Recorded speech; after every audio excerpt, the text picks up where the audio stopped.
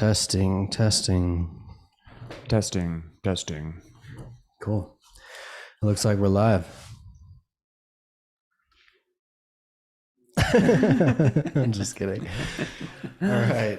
So you just got done with some a combo ceremony today. Yes, I did. How did that go for you? What was my third Kambo ceremony, my inoculation. Still don't know what that means, but it was good. I feel like there's a lot that unfolds after the Kambo ceremony. Well, actually, there's a lot that unfolds before the Kambo ceremony and then afterwards. So I'm excited to see how that unfolds. Mm-hmm.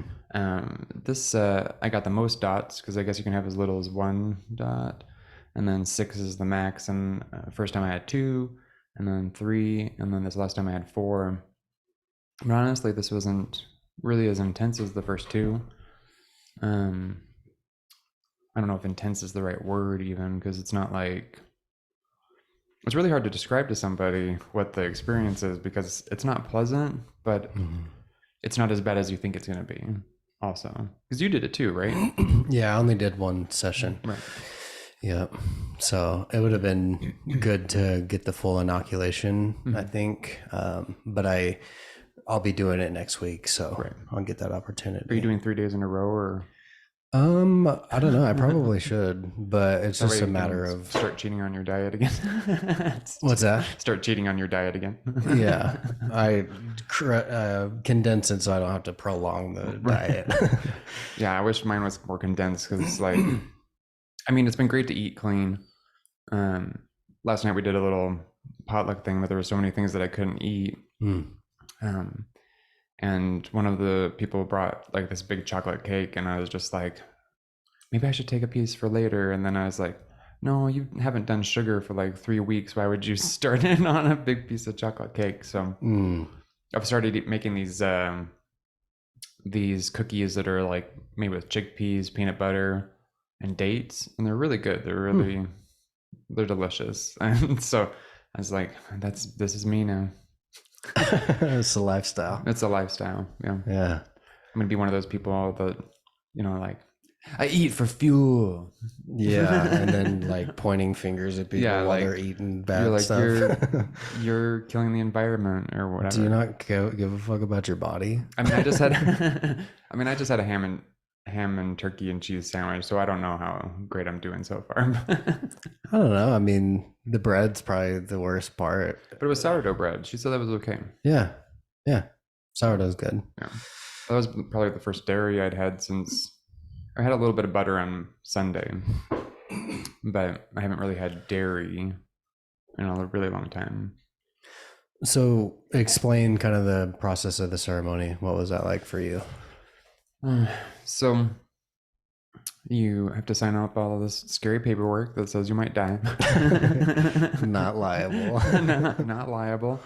But she reassured me, like, Erica's really good. She, and then it's almost like you have like a therapy session, like what you're getting rid of, what you're bringing in. The first time I cried a little bit because I was just like, I'm getting rid of these things. And then the first time, like, I was here for like 4 hours because just all the explanation and things, and I was super nervous the first time. The more you do it, the less nervous you get, but it's still like your body knows it's coming. And and I keep on thinking, oh my gosh, this is the time. I'm just gonna pass out and flail on the floor. That never happened. And die. That never happened though. So that's good. So she walks through like what you're getting rid of. You pray to the Kambo, what you're getting rid of, what you're letting in. She cleanses everything. She sages you, or sages herself and sages the tools and sages you, and then has you set your intentions, praying with the Kambo. It's kind of like all meditative, and then you spit into a cup because that's what she binds the medicine to, is the peptides science happens. Mm-hmm. and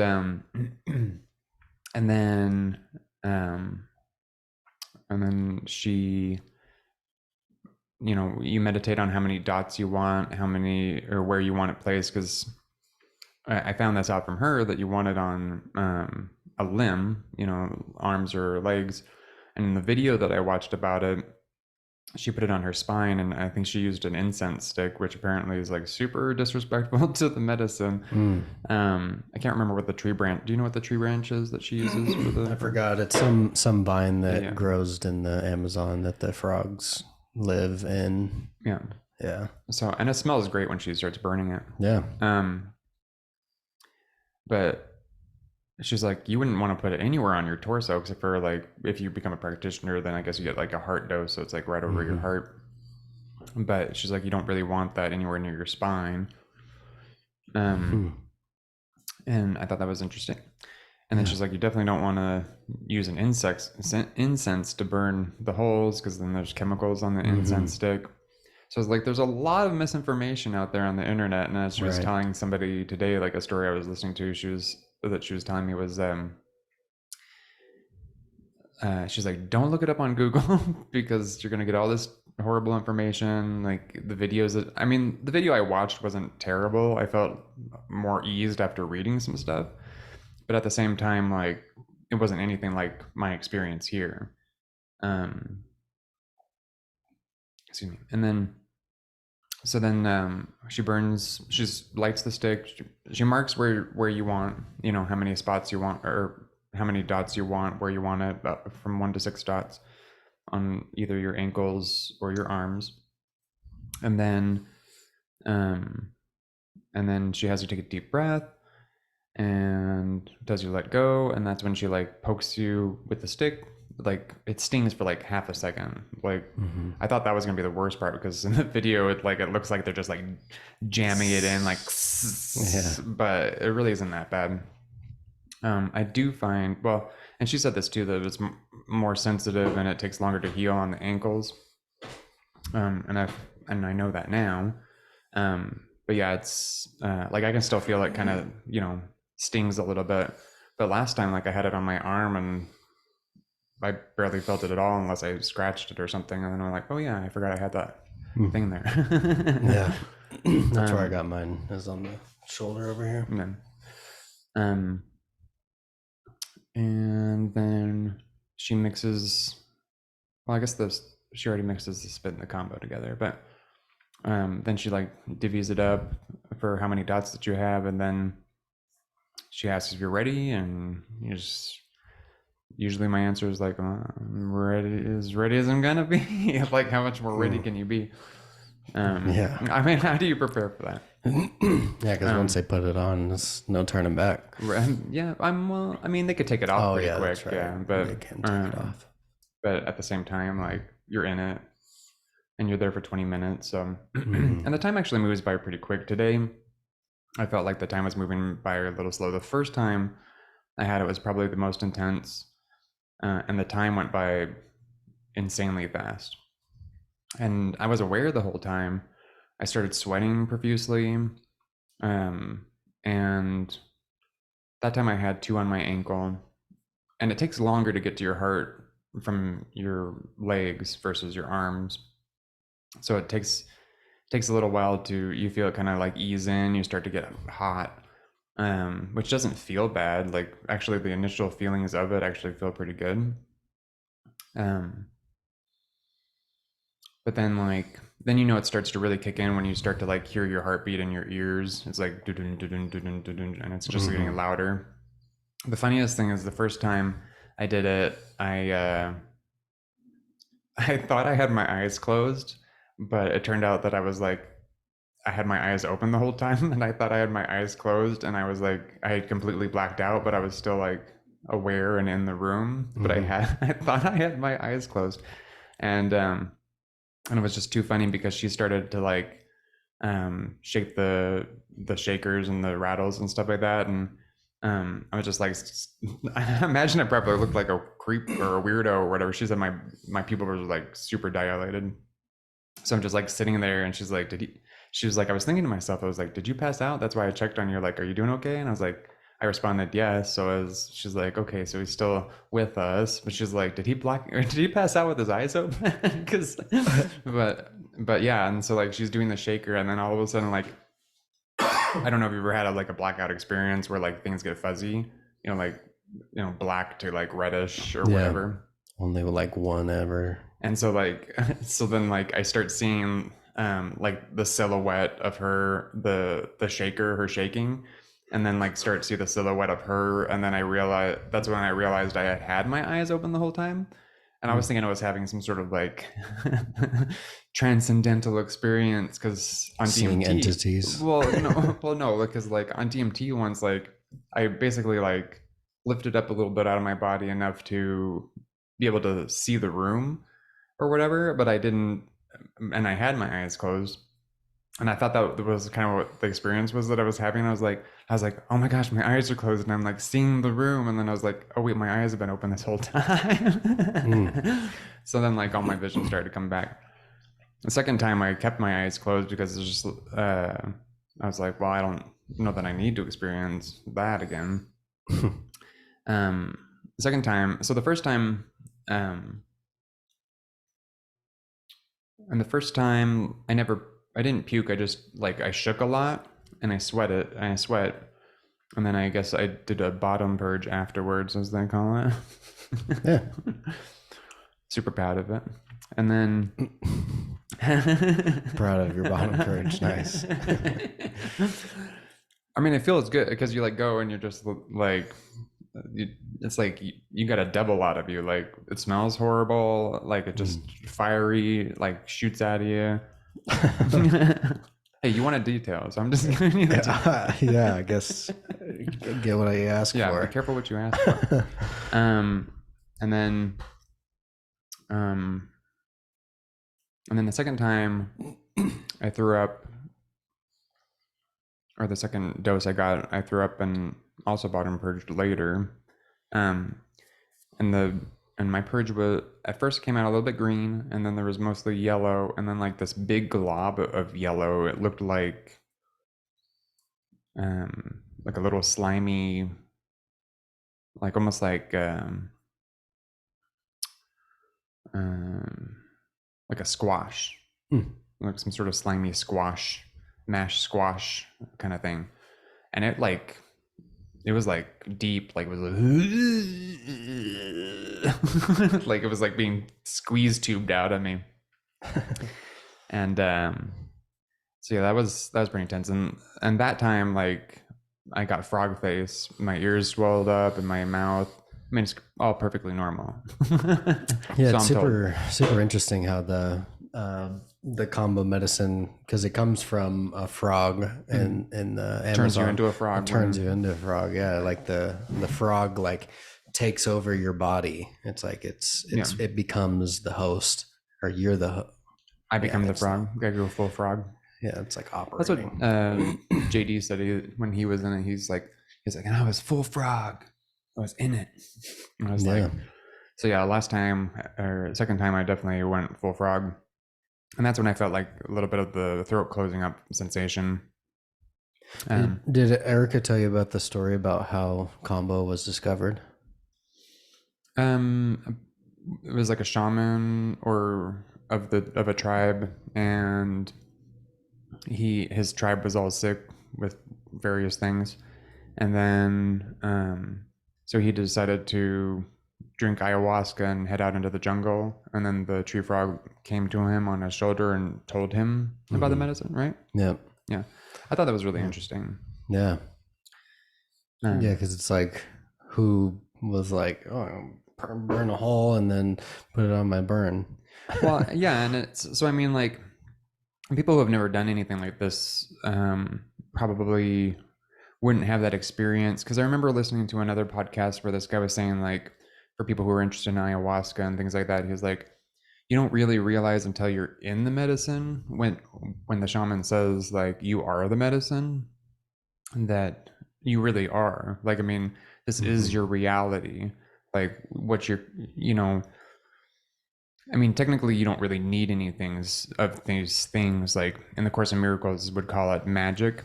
But there's nothing wrong with magic. It's just like how you perceive your reality. So it's like whatever you're drawn to. So like you're drawn to ayahuasca, you're drawn to Kambo, mushrooms, whatever.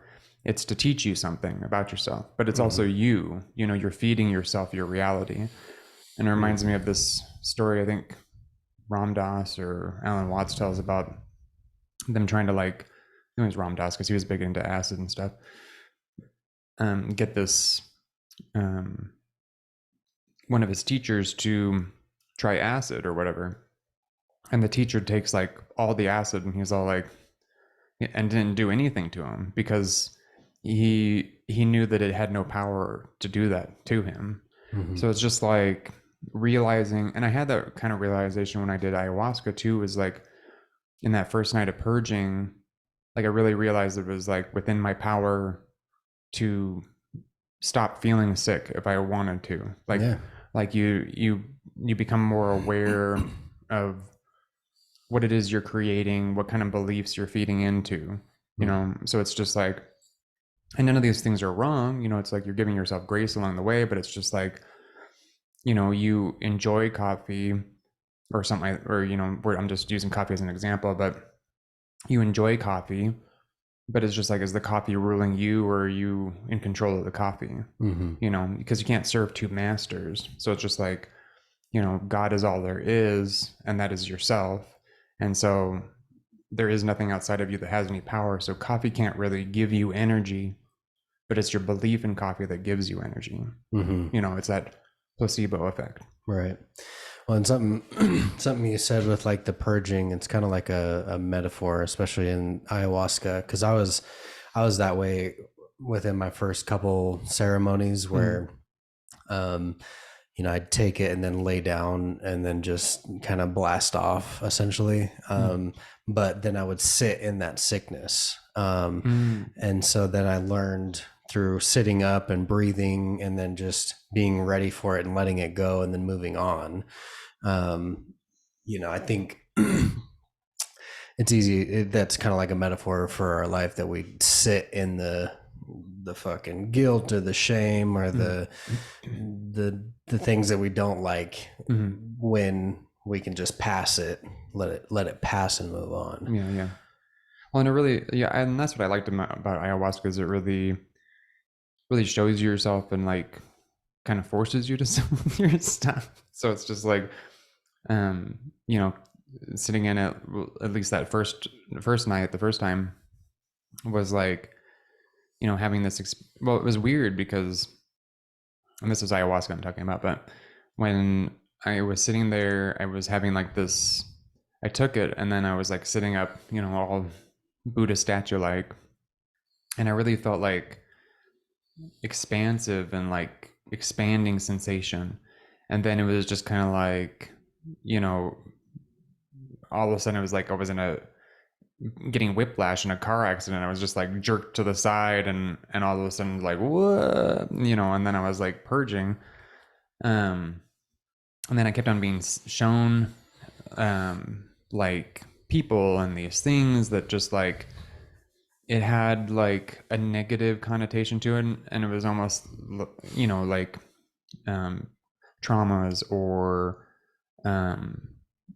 the things that I had made myself a victim of, because like technically in consciousness, like there's 4 stages of consciousness, and victimhood is like one of 4. And so you remain in victimness while you still choose to have somebody, you know, cause you to be a victim or whatever. So it was like seeing these things, and then it was almost like it became flat, this like flat sensation. I was like, I just want this to be over. And then like there was this complete shift to where it was like, all of a sudden I had this intense gratitude towards the experience, towards what was happening right then, but also these past memories. And to where it was like really pushing through that victimhood that I was holding on to about people who had done things to me, quote. And then realizing that it was all just teaching me something, teaching me how to love myself, or whatever the lesson was, to have gratitude for these things. And because let's see, there's victimhood, and then I can't remember the other three, but it's something about like one is where you realize you're aware of your reality, and then you like are in control. And I know the last one is like surrendering to the all, basically. There's another step in there somewhere, but it's basically like realizing your reality and then making that shift, which is, I think, in that consciousness is where we're like Abraham Hicks law of attraction kind of thing is like, then you're putting forth that that intention into the universe for things to be attracted to you. And then somewhere along the lines is complete surrender to allowing the flow of life to move through you and as you. Yeah. Okay. So, like, what, if you don't mind sharing, what was like your intention for doing Kambo? Like, why Kambo? Because it's definitely not something that's like super attractive unless you're like heard about it or whatever. For me, I just really wanted to get it out of my own way, and for some reason, through practices or whatever, I just wasn't. I wasn't like, because it's all one thing to like learn things conceptually, spiritually. Like, there's a ton of spiritual knowledge out there. People can be very spiritually knowledgeable, but like something wasn't integrating, and so I needed something physical to move that. And Kambo seemed like ayahuasca and Kambo both were kind of along those lines. I mean, I'd never heard about Kambo until I did ayahuasca, but I was always drawn to ayahuasca, and I'd keep on, telling myself like, oh, you don't really need that because it's all an illusion anyways, blah, blah, blah, blah. But, but I still have to like honor the fact that I have a body, that I'm living in this life, like whatever is like coming to me in my experience that feels like it would benefit me or shift me more towards becoming my greater self is something I want to do. And so that was really what was the motivator behind doing Kambo. I wasn't exactly sure what my intentions were going to be necessarily as it was coming up, but so like the week before I had already agreed to do Kambo and set the appointment. And then so like the week before, I was like having all these emotions. I was crying. I was like pre-purging, what Erica calls as pre-purging, because like, you're already kind of in the medicine before you even start the medicine. And it was the same for ayahuasca. Like my whole life started to shift those weeks before I did ayahuasca. And because that was my intention. And so then I was having this realization that I've been kind of avoiding the fact that I've been depressed. Like I was like deeply depressed, and like just feeling like I was healing parts, and then I was good. I'm a happy person. I can keep going. And so it was like not really like sitting with my pain and giving myself the love that I really needed to give myself. And so that was really my intention, was to like let go of the things that were holding me back, which was like guilt, shame, embarrassment, sadness, grief, because I went through a divorce, and I've had traumas in my life, that have like really feel like, it's like almost like feeling trapped within myself to like not break through. And so like when I did Kambo the first time, like I felt amazing afterwards. I was filled with so much energy. I felt lighter, and that's really been the experience every time. Like I feel like I've really released something. Something has moved out of my way. Um, I feel like I've been more confident. The second dose that I got, I was driving in the car with my friend, and um, he said that it sounded like, and this was even before we even had a conversation about it, but he said that it sounded like I was speaking more from my chest than with my head. And I was like, well, that's pretty cool, you know, because, and something that I'd listened to earlier that week too was that, you know, your intuition's in your body, not in your head. And it's like I've been allowing these thought processes in my mind, my ego mind or whatever, to really be taking the driver's seat of my life. Mm-hmm. And it hasn't really been paying out very well. So yeah, Hmm. it was to really shift my life. Yeah, that's a good way to put it. That it's like a, physical movement. Mm. I never really thought of that when I did it. My intention was because I was an alcoholic. Mm. I really don't like identifying myself with certain things like that, but I have a bad relationship with alcohol. We'll just say that. And so the shaman yeah, he administered the combo for me, and since then I haven't drank. So it's been 2 years now. I don't know that I'd say that it's fully that. It's a combination of a lot of things that have kept that out of my life, but um, I think it was kind of a catalyst too of letting go of something that I was attached to in terms of drinking, Mm. because it was definitely causing a lot of issues in my life, Mm. unknowingly. I knew it, but I guess I wasn't really ready to accept it, and so it forced it out of me. Well, and I find that too, that like, well, that's the thing is like, because I also have a friend who, and it's not really drinking, it's like marijuana. And technically, I mean, that's a plant medicine, and can be very helpful to certain people, but it's just like with anything, you can abuse it. Mm-hmm. I mean, alcohol could probably be benefit to some degree. I don't know. Potentially. um, because I don't think anything is inherently good or bad, Mm-hmm. but like he's been having this struggle trying to quit, and then he talks about how um, when he talks to friends about it, and it's like, oh, I'm trying to quit, and then it's like his friends are like, well, is it really hurting you? Like, Mm. you know, so it's like making excuses.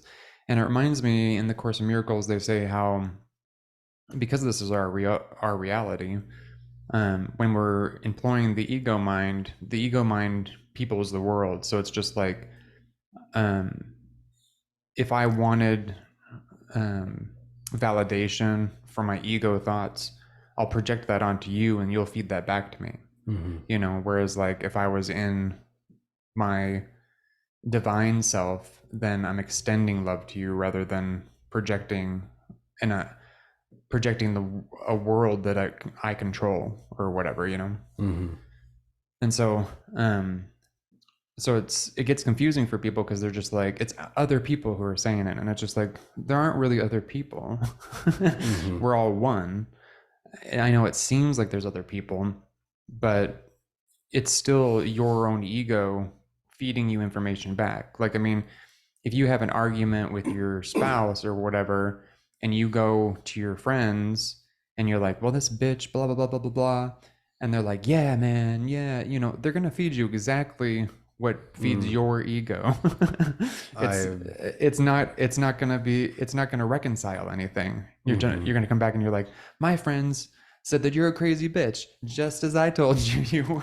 Oh, dude, I mean, Erica. Right. Yeah, yeah. No, I've realized that actually this last ayahuasca ceremony Mm, is like, my mom, my dad, mm, one of my best friends, Shyler.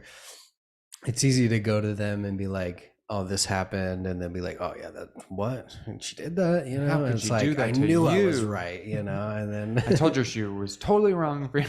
yeah, and then I kind of had that realization, and then I told my dad about it, and he was like, oh yeah, okay, I see, which was kind of cool too, to have that kind of conversation with my dad, and even Shyler and my mom, and just kind of owning up to that. But yeah, that's super true. Like the ego kind of has run the show Yeah. in terms of getting what it wants to feel good, Yeah.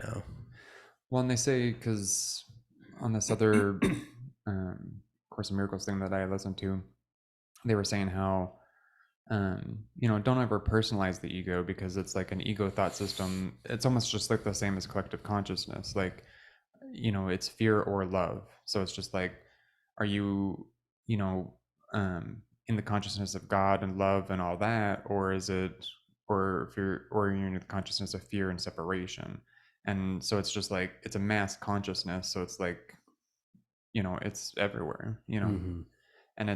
and the more you wake up, the more people around you wake up, and there's a mass awakening happening um currently throughout the world. Like, it seems like it's, in certain parts or some places are more awake than other places, but it's really just happening on this massive global scale. And so it's like, people, like, years ago, I would start talking about this kind of stuff, and then, like, I find those people that were of a certain religion or a certain atheistic, whatever kind of mindset they were at the time, are starting to shift and be like, they're like, there's this weird connection going on with, they're like, did you know this? And I was like, oh yeah, like, I told you that five I years was like, ago.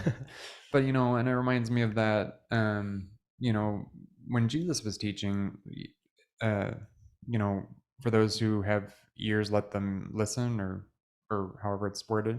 But it's just like, you can hear something a million times, but until it clicks, like, then you actually really hear it. Mm-hmm. And I listen to lots of stuff over and over again, Mm-hmm. um but or read things, and it's just like, something will hit different when I'm ready for it, you Mm-hmm. know and that's what I think is so powerful about it all. Yeah, it's like those things that you're reading and listening to are planting seeds for that future self to harvest Mhm. later on, when it, is essential or something, like Yeah, for sure.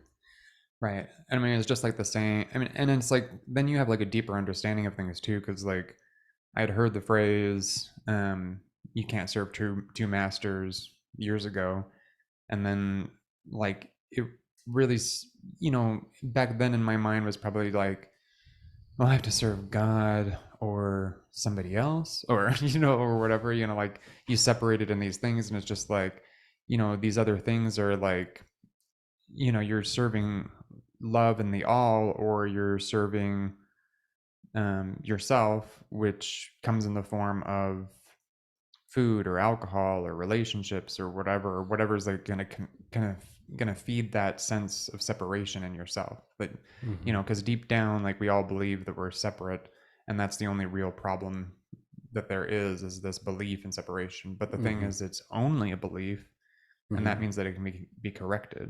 Mm-hmm. Yeah. um so, like, how do you feel now that you've done combo? Do you feel different? I mean, what's that like for you? I feel Might be early, but I mean, each time I felt really great. I mean, just having it today, my throat's a little scratchy, but um, no, I feel good. I feel like over the last couple of weeks, I feel like there's definitely been a weight lifted off of me. I feel like I'd be more ready to, step into something that maybe I wasn't willing to do before, or um, if something is delaying me, be able to stop and look at, like, well, why is this frustrating me? Why am I holding back doing it? Is it really because I just honestly don't want to do it, because like Mhm. that You Can Heal Your Life book, it's just like, don't shit on yourself, turn them into coulds. Like, okay, I could do this, but do I really want to? And Mhm. so like I've been looking into that. Like, I was like, I could do that, but do I really want to do that? Because I think that's been really my biggest, in this last session, it was like, there was this lot of indecisive energy about where the combo was going to go, and I was like, I'm sorry, I'm being indecisive right now. And I really felt like when she was blowing the smoke, because it normally tells you one way or the other, like she blew it on my head, and she's like, that's weird. And I was just like, what? And she's like, it's like swirling around in the middle of your head. And I was like, what does that mean? Because normally it's supposed to go to the right or the left. And then like Hmm. when it was in my hands, because she'll blow it into your hand and then you open it like a book, Mhm. and it's supposed to like dance around, and if it goes to one side or the other. And then like doing the heart space one, she blew on it once and went left, blew on it another time and went right. And I was like, come on, come on, Pick a tobacco, side. figure it out. I was like, you're supposed to tell me. So and and then so like I wasn't 100% sure what I wanted this time, which the first couple times like I came out like I knew exactly what I wanted. Like two on the left ankle came out exactly in mind the first time. And then the second time, three on my shoulder was actually like I thought about it the night before. And then I kind of thought about what I wanted, but like there was still this like unsure energy in me. And so I was just like, three? And she's like, well, I was kind of thinking four, but and she explained it to me, and she's like, you don't have to do four, three more, it seems more comfortable. And so then like I took a moment, and I was just like, I just had to pick something. So I picked four, and I did the right ankle. I was going to do the arm again, but then when I originally had the vision of doing three, because I had a downwards triangle done the first time, and then I was going to do an upwards triangle so it looked like an hourglass, Hmm. but that didn't turn out. So now it looks like a domino on my on my ankle. So, um, but I think that a, a lot of what really holds me back is like sometimes I just don't know what I want to do, and it seems like the thing that I'm doing isn't it. If that makes sense. And so Mhm. like opening up more to find out what that thing is. Like maybe if I have an obligation and I've already agreed to it, then I can fulfill that obligation and I don't feel bad about it. I can still give love in the experience. But at the same time, um, I don't want to also be like agreeing to things that I don't actually want to do. And I feel like that's actually been my issue through my life, is agreeing to things that I don't actually want to do. Hmm. But I think that through ayahuasca and our science of mind class and all these things, is that really coming to realize that like, yes, I've always been making my own decisions, because that's what people always think is like, I'm not even making my own decisions. Like, well, you are, you're just not making the things you actually really want. you know and that's really what I've been doing, is like I feel like, I'm agreeing to things, but they're not really what I want. And Mhm. so I think this is really pushing me towards finding that. Hmm. Have you ever heard of IFS, internal family systems? No. So I'm reading a book right now, and there's like meditations. I've read it before, but going back through it and actually doing the meditations. Mm-hmm. But IFS is internal family systems. There's a book called No Bad Parts, Okay. and it talks about how we have like basically an internal family, and so you can communicate and build a relationship with the different parts, and there's probably 10, 20 different parts that live in your consciousness, and they're past, present, future, all different shapes and sizes, tones, personalities, so on and so forth. That's like, um, there are many mansions in my father's house. yeah, yeah. And so each one has a mansion, but the most of these parts don't have a relationship with each other, Mhm. and so they are conflicting, so they Okay, conflict with one another. that sounds very So interesting. when you say like, I didn't want to do that, well, there might be two parts at play there Mm, that are having an argument or mm, whatever. I'm just discovering, I just discovered two parts of mine.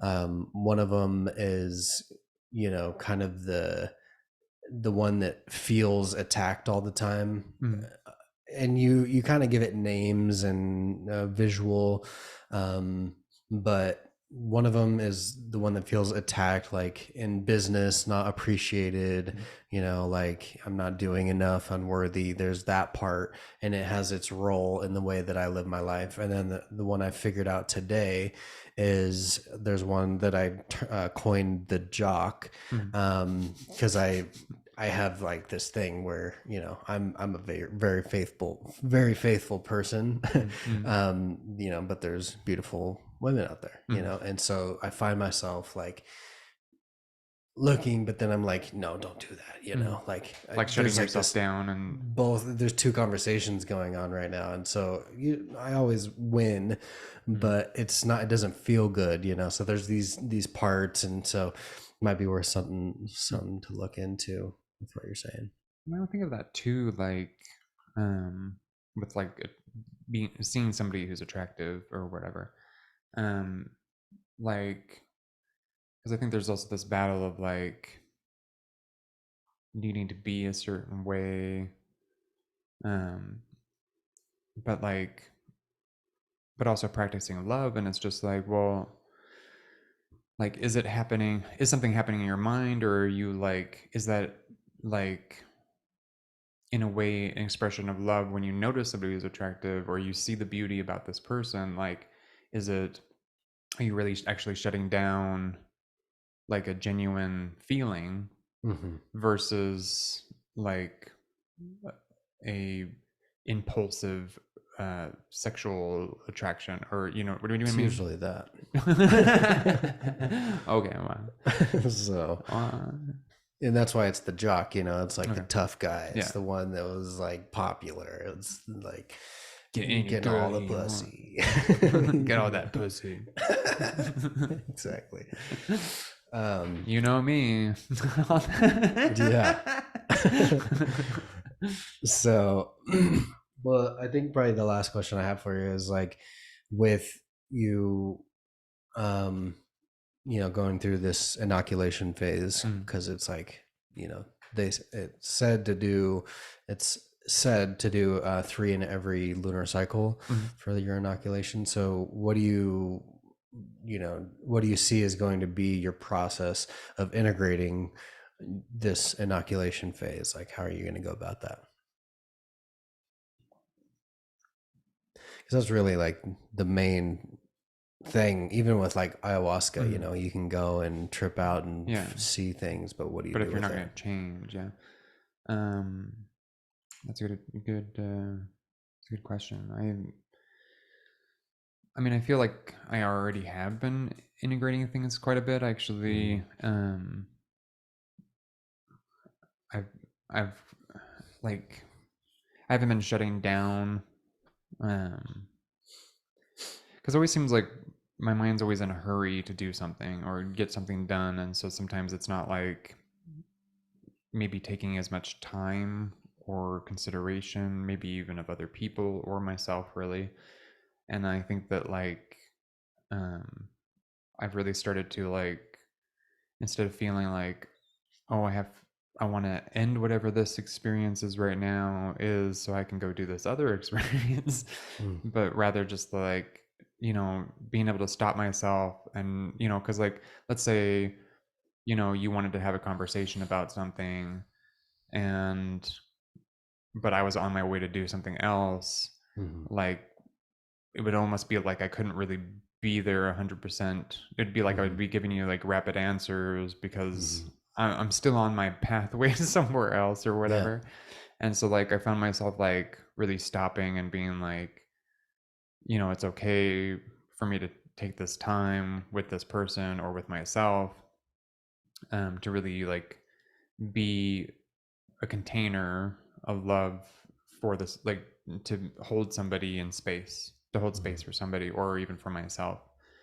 Because I mean, like, you know, even just on a daily routine, like if I have to be somewhere by a certain time, it's like I'm, you know, micromanaging many tasks to do up to that point, and so there really isn't a lot of wiggle room for other things. And so it's just like, but you know, just with you know, when they say like when you meditate regularly, you find that you actually have a lot more time to do other things because you're not all wrapped up in your head.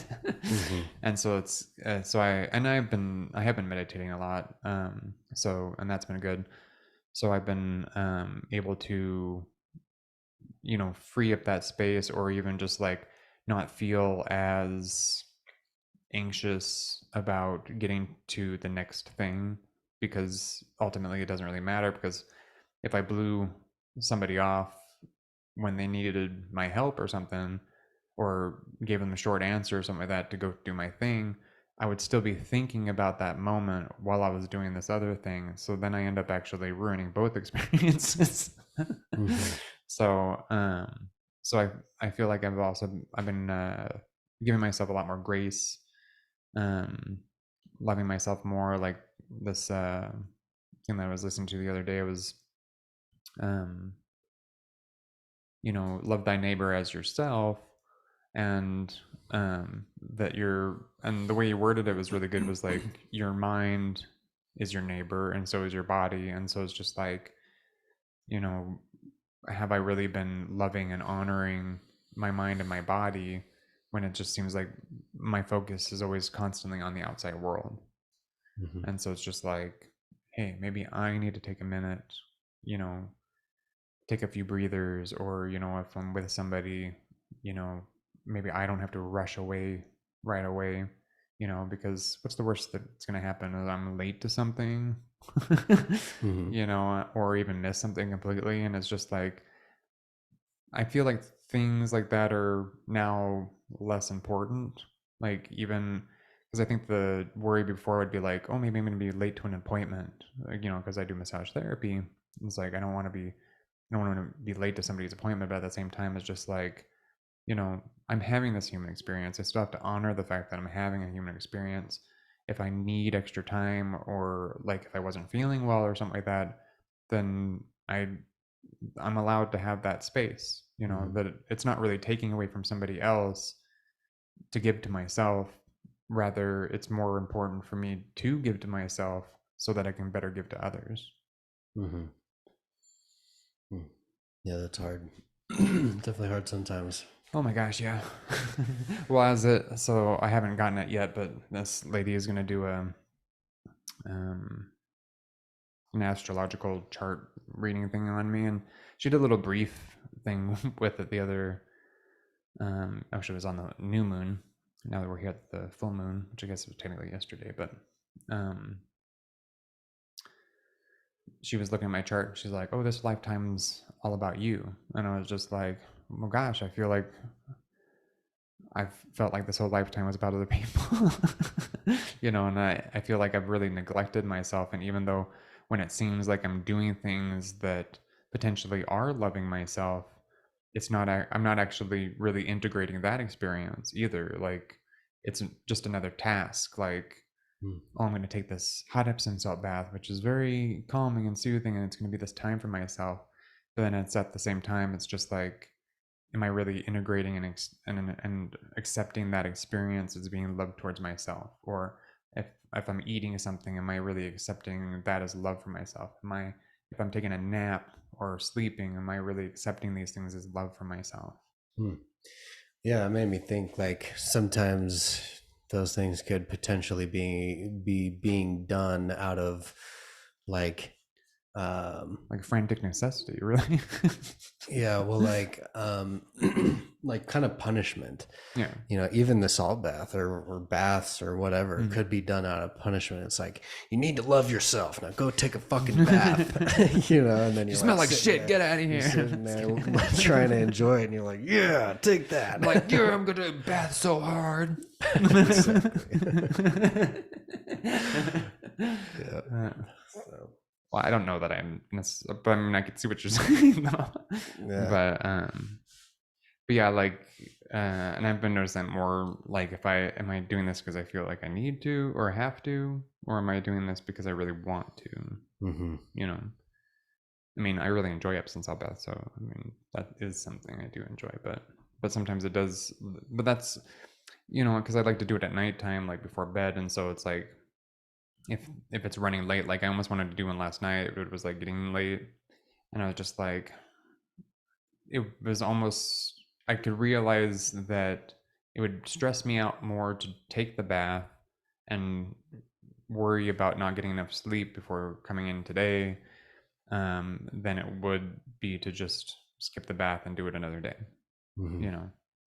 So I mean, so in that respect, like then I'm recognizing that I'm loving myself for giving myself that grace or allowing myself to, you know, realize that time management is important to me, or whatever the thought process was. But Mm-hmm.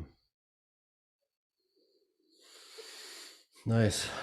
yeah, This is a solid session. yeah, pretty cool. Yeah, it was. Well, thank you. It was good to kind of get back into the groove of this. I definitely enjoyed it. You cool if I post it? Yeah, Cool. yeah. You can post it I if you mean, want to. my hair looks like crap, but I feel like I should sit on your. I feel like I should sit on your side because like my nose kind of curves this way, or. Oh my I god. No. think this might be my good side. I think you need to love yourself. Fine, just tell me I'm beautiful. All right. Well, we'll call it at that. Sound good? Yeah. All right. Nice job. Yeah.